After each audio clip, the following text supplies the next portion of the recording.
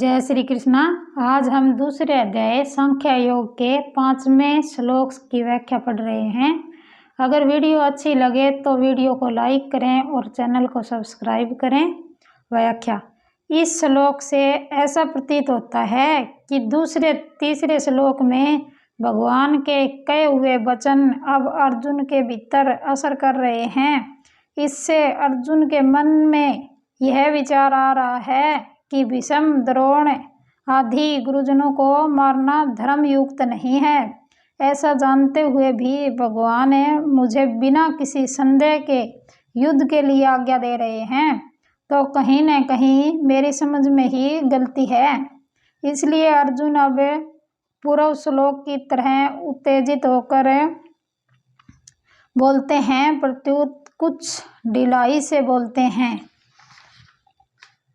अब अर्जुन पहले अपने पक्ष को सामने रखते हुए कहते हैं कि अगर मैं भीष्म, द्रोण आदि पूज्य जनों के साथ युद्ध नहीं करूंगा तो दुर्योधन भी अकेला मेरे साथ युद्ध नहीं करेगा।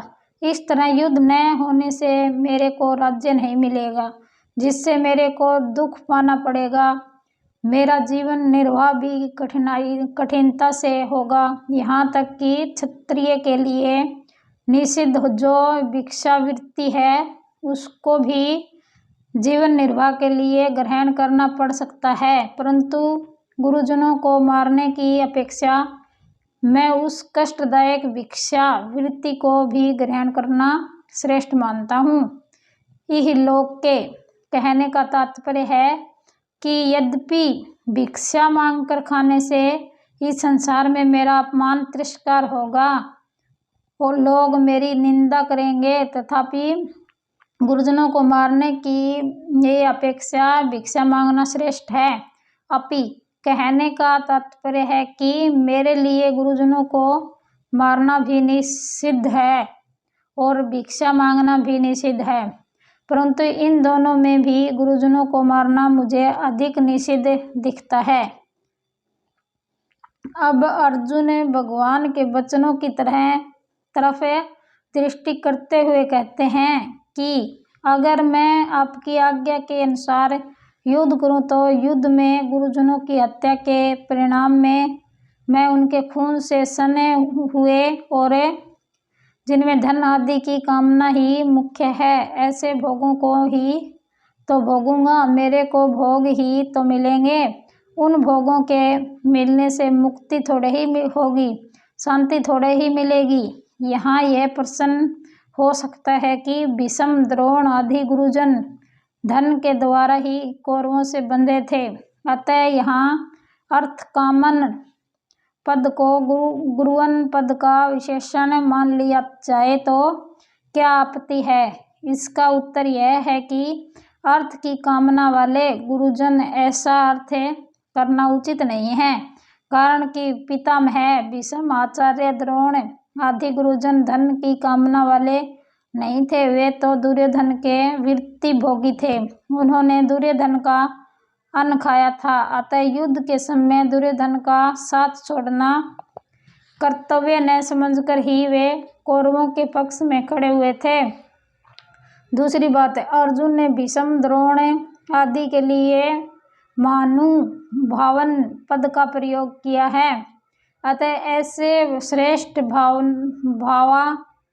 वालों को अर्थ की कामना वाले कैसे कहा जा सकता है। तात्पर्य है कि जो महानुभाव है वे अर्थ की कामना वाले नहीं हो सकते, और जो अर्थ की कामना वाले हैं वे महानुभाव नहीं हो सकते। अतः यहाँ अर्थ कामन पद भोगान पद का ही विशेषण हो सकता है। विशेष बात, भगवान ने दूसरे तीसरे श्लोक में अर्जुन के कल्याण की दृष्टि से ही उन्हें कायरता को छोड़कर युद्ध के लिए खड़ा होने की आज्ञा दी थी, परंतु अर्जुन उल्टा ही समझे, अर्थात वे समझे कि भगवान राज्य का भोग करने की दृष्टि से ही युद्ध की आज्ञा देते हैं। पहले तो अर्जुन का युद्ध न करने का एक ही पक्ष था, जिससे वे धनुष बाण छोड़कर और शोकाविष्ट होकर रथ के मध्य भाग में बैठ गए थे। परंतु युद्ध करने का पक्ष तो भगवान के कहने से ही हुआ है।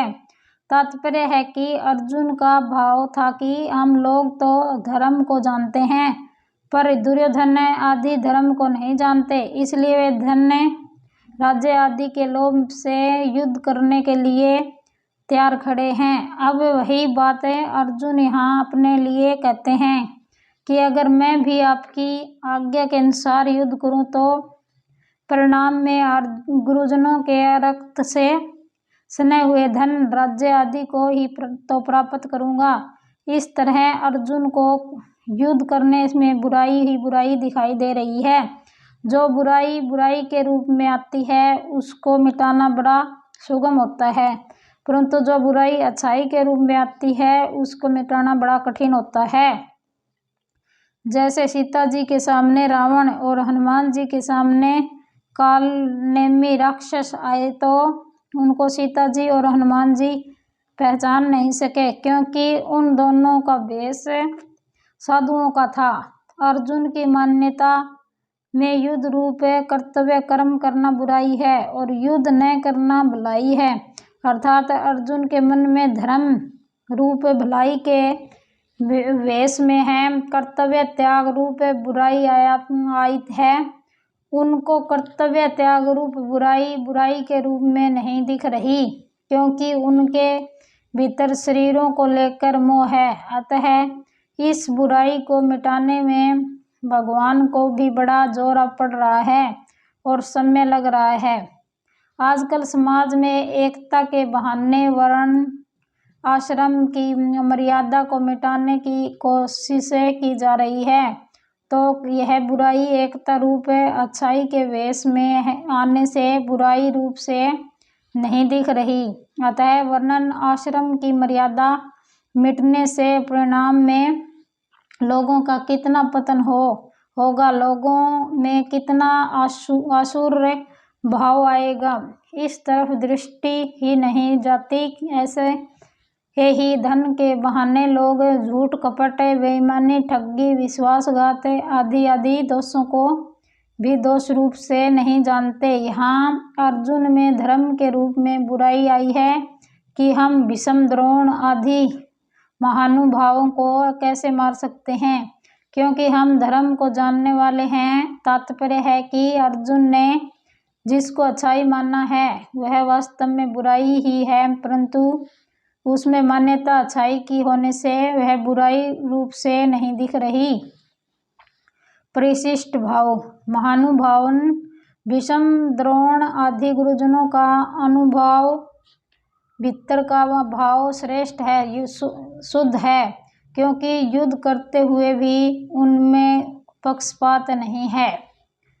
संबंध भगवान के वचनों में ऐसा विलक्षणता है कि वे अर्जुन के भीतर अपना प्रभाव डालते जा रहे हैं, जिससे अर्जुन को अपने युद्ध न करने के निर्णय में अधिक संदेह होता जा रहा है।